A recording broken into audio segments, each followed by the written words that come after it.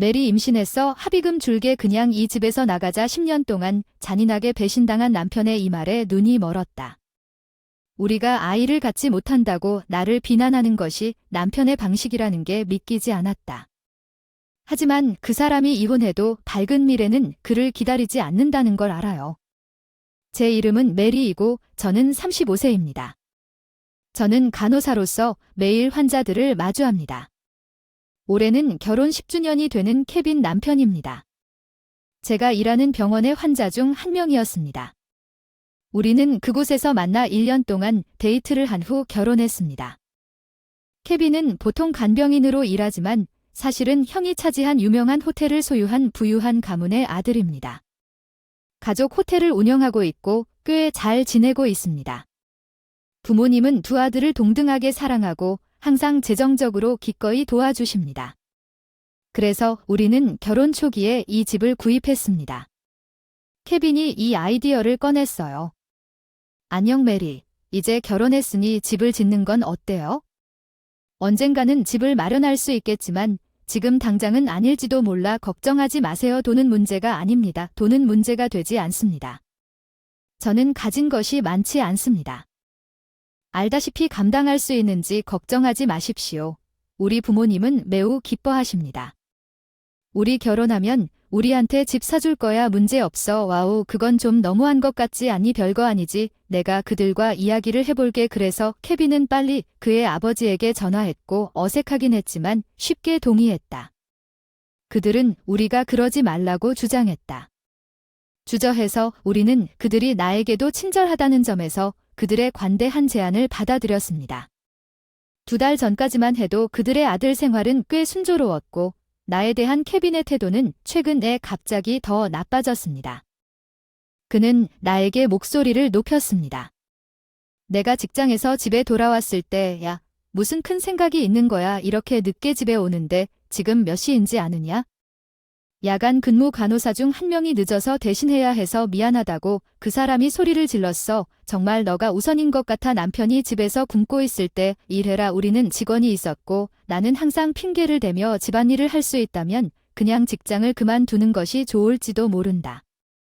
얇아지기 시작했어. 요즘은 일만 하는 게 아니지 다른 이유로도 계속 욕을 먹어. 오늘 아빠 엄마한테 전화가 왔는데 손자를 보러 갈 때 우리한테 피를 줘. 애들은 선물이야. 어떡하지? 인생에서 그게 내 잘못이야. 우리는 하나도 없어. 후회해. 케빈 의사가 모든 것이 괜찮다고 말하기 전에 불임 검사를 받았다고 몇 번이나 말했는데 왜 우리는 검사를 받을 수 없습니까? 검사 결과에 대해 거짓말을 하고 있는 것 같습니다. 나는 그렇지 않습니다. 나는 결과를 보여줄 것입니다. 나는 간호사입니다. 당신이 그렇게 단호하다면 왜 검사를 받아보는 것이 어떻습니까? 왜 남자들은 생식 문제가 심각하지 않아야 합니까? 그는 항상 우리의 무능력에 대해 나를 비난합니다. 아이를 갖기 위해 나는 그 사람의 말투와 행동에 대해 무언의 원망을 품기 시작했다. 야근을 하고 어느 날 집에 돌아와 보니 평소 일찍 돌아오던 남편은 어디에도 없었다. 그 사람의 전화 메시지도 없고 걱정스러워서 그에게 주기로 결심했다. 전화야. 케빈, 너 아직 집에 없잖아. 너 왜 이렇게 너그럽다고 전화했지? 어서 그렇게 말하지 마. 금고가 있어서 안심이야. 나도 짜증나서 내가 늦으면 화내는데 넌 당신이 늦을 때에도 머리를 숙이지 않을 것입니다. 왜 내가 이 집의 남자여야 합니까? 이 관계에서 우리가 대체 무엇을 평등해야 하는지 설명할 의무가 없습니다. 말대꾸만 하고 내 일에 간섭하지 마세요. 알겠습니다. 케빈. 제가 말을 마치기도 전에 저녁 식사는 뭐예요? 전화를 끊었는데 발신음이 제 귀에 들렸어요. 좌절감이 저를 휩싸서 제가 조금 늦으면 도대체 화를 내는 걸까요? 그에게 연락했는데 그는 원하는 것은 무엇이든 할 수 있습니다. 내가 한 일은 그가 집에 언제 짜증이 날지 확인하는 것뿐인데 나중에 불만 사항을 듣고 싶지 않은데 왜 화를 내나요? 어쨌든 아직 우리 둘을 위해 저녁을 준비하기로 결정했습니다. 그날 밤 그는 자정이 지나서야 집에 돌아왔다. 얼굴이 붉어진 케빈이 막 잠자리에 들려고 할 때 기분 좋게 들어왔다. 케빈, 이렇게 늦을 거면 나한테 메시지라도라도 주고 내일 일이 있잖아. 술 냄새가 나 잔소리 그만해 누가 신경 쓰지 난 일하지 않고는 살아남을 수 없어 무슨 말을 하는 건지 그건 불가능해 우리 둘 다 일하기 때문에 가능한 일이야 그게 내 경우일 수도 있지만 돈이 필요하면 아빠와 엄마가 있어 도와줘 지금은 그게 좋은 사고방식이 아닌 것 같아 그냥 목욕해. 나 자러 갈래 뭐 자고 남편보다 먼저 자고 아 짜증나네 남편은 숨죽여 불평을 참으며 이때 화장실로 향했다. 그날부터 그 사람의 태도에 화가 나기보다는 어이가 없었어요. 그 사람은 밤늦게까지 아무 연락도 없이 집에 들어오기 시작했고 게다가 일에 방심하고 심지어 2주 뒤에는 무단으로 일을 빼먹기도 하더군요. 그 사람 직장에서 또 한 번 결근했다는 전화를 받았어요. 또 예고도 없이 지쳐서 새벽 1시쯤 충분히 이야기를 나누기 위해 그가 집에 올 때까지 기다리기로 했습니다. 현관문이 열리는 소리에 남편은 얼굴이 붉어지며 웃으며 거실로 걸어갔습니다. 집에 왔습니다. 무슨 생각이세요? CH 당신은 몇 시에 항상 그렇게 퉁명스러운 태도를 취하고 오늘 또 일을 빼먹지 않았습니까? 그때 이상한 여자가 그의 뒤에 서 있는 것을 발견했습니다. 그 젊은 여자는 나를 바라보며 의기양양하게 웃었습니다. 역겨운 감정이 나를 덮쳤고 심장이 좀 뛰었다. 용기를 내어 그 사람 뒤에 있는 사람이 누구냐고 물었지. 알았어요. 로라 이리 와. 로라 이 시간에 집에 가져오세요. 손님이 꽤 무례하네요. 로라는 손님이 아닌데 친구군요. 내 여자친구 뭐라고 했어요? 최악의 두려움 때문에 내 시력이 잠시 흔들렸다. 내 상태를 무시하고 남편은 유쾌하게 계속했다. 아마도 이미 결혼할 계획인 것 같은데 무슨 소리야. 농담은 그만둬. 정말 이 시간에 내가 이런 농담을 하지만 우리는 결혼했다고 생각하는가? 당신은 바람을 피우는 여자친구가 있다는 말이에요. 그냥 받아들일 수 있어. 나중에 얘기하자. 필요 없어. 지금 떠나길 바라. 케빈 무슨 말을 하는 거야. 로라가 임신했어. 지금 임신했다는 말이 날 어둠 속으로 빠뜨렸어. 로라가 내 사랑스러운 아이를 안고 있어. 내가 방해하고 있어. 진심이냐? 우리는 아이가 없으니 이제 후하게 합의금을 지불할 테니 이 집에서 나가지 마. 그 사람이 갑자기 이혼을 요구한다는 게 믿어지지 않았어. 내 괴로움을 보고 다리가 떨리는 걸 알아차렸어. 로라 메어리는 지긋지긋한 목소리로 나를 비웃었어. 미안해. 미안하지만 나 같은 젊은 여자가 케빈과 함께 있는 걸 보기 힘들겠구나. 넌 정말 열등감을 느꼈나 봐. 넌 무슨 상관이야. 넌 여전히 내 남편일 뿐만 아니라 그 사람과 함께 아이를 가지세요. 아 맞죠. 당신은 불임이에요. 메리 그렇죠. 질투심이 많은 게 당연해요. 실례합니다. 방금 케빈의 부모님도 당신이 불임이라는 것을 알면서 당신을 환영하는 것보다 아마도 나를 더 환영할 것이라고 말씀하셨는데요. 너 같은 노부인과 말다툼을 하다 내 뱃속의 아이에게 영향을 끼칠지도 모른다. 아이 그 순간 내 안에 형언할 수 없는 분노가 솟아올랐다. 나는 결코 그녀를 용서하지 않을 것이다. 나는 이런 굴욕을 당해본 적이 없다. 나는 복수할 것이다. 심호흡을 하며 나를 진정시킨다. 나는 남편한테 조용히 말했지. 알았어. 그냥 이혼하자. 응. 유난히 협조적이지 않나. 나 이제 바람피는 사람이랑 하기 싫어. 이혼 서류 있어. 응. 이미 다 작성했어. 서명하고 잘 제출하면 됩니다.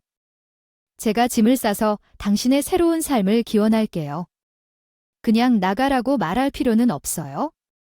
두 사람은 크게 웃으며 손가락질을 하며 무시하고 저는 빨리 포장했습니다.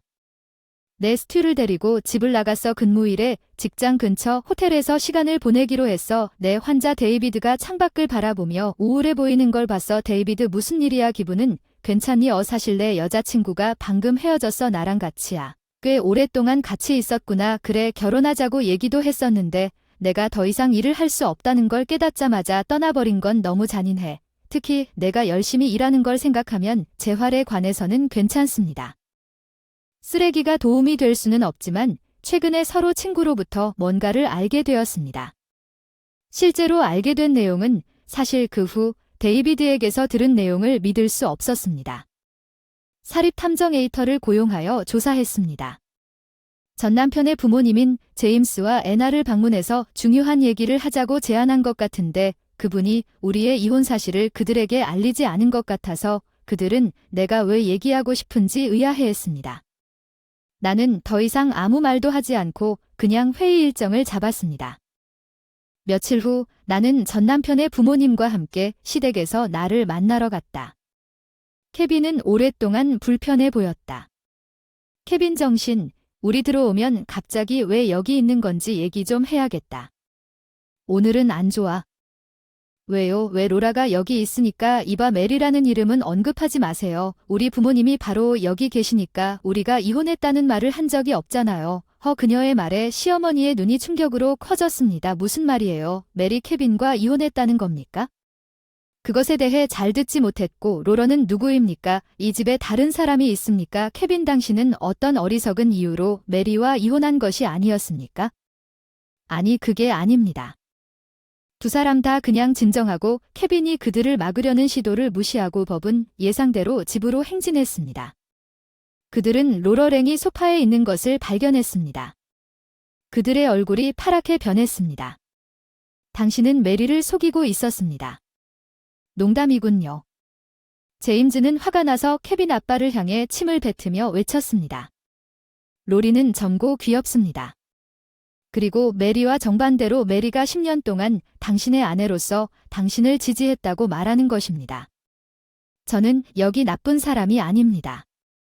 이게 효도의 궁극적인 행위라고 아빠 엄마는 로라와 나를 받아주세요. 그가 이 말을 하는 동안 날카로운 뺨소리가 메아리 쳤습니다. 안나가 그의 얼굴을 때렸어요. 엄마 당신 배은망덕한 아이. 안나가 소리를 지르자 안나의 눈에 눈물이 흘렀습니다. 얼굴이 빨개져서 나뿐만 아니라 제임스도 깜짝 놀랐어. 엄마 너랑 아빠는 행복할 줄 알았어. 메리 같은 멋진 여자를 무의미한 장난으로 무시하는 바보 같은 짓은 하지만 난 절대 너처럼 되려고 경쟁하지 않아 엄마.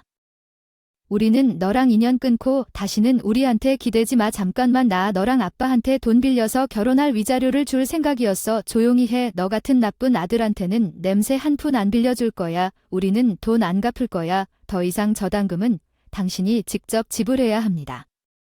하지만 엄마 드디어 손자가 생겨서 제 전남편이 시아버지에게 평생 매달리고 있었다는 걸 보여드릴 거예요. 그래서 저는 그 순간을 포착하고 케빈이 싫어하는 진실에 대한 충격을 버리기로 결정했습니다. 첫 손주에 대한 신이 나서 기분을 망치세요.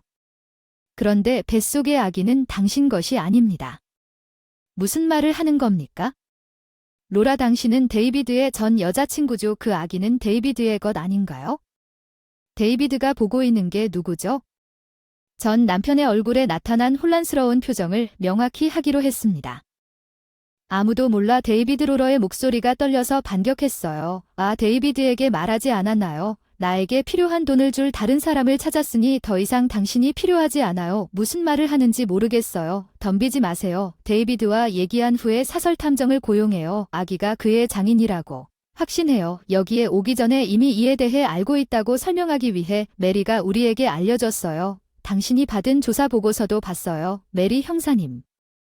거짓말이 사실이에요. 제 전남편은 분노했고 로라는 눈에 띄게 괴로워했습니다. 그들의 표정은 슬픔과 분노가 뒤섞인 표정이었습니다. 말로 표현할 수 없는 말이었지만 당신은 완벽한 한 쌍의 남자를 만들어 달라는 것이었습니다. 기꺼이 속이고 자기 아이의 아버지를 속이려는 여자. 넌 서로를 위해 만들어졌어. 기다려 메리. 난 몰랐어. 내가 바람 피우고 날 떠난 줄 몰랐어. 넌 길을 잃었어. 사과도 없이 사과할게. 그냥 용서해줘. 용서할 리가 없어. 이제 아무도 널 도와주지 않아. 쓰레기 같은 여자가 내 길을 무시하고 지옥에 갇히게 됐어. 전남편 시아버지 집에서 나와 결혼이 공식적으로 나중에 끝났다고 들었어. 내 전남편과 로라는 결혼도 하지 않았고 헤어지지도 않았지만 나는 신경 쓸 수가 없었다. 이제부터 다시 결혼할 거야. 나는 내 행복을 최우선으로 생각하고 하루하루를 최선을 다해 보낼 거야.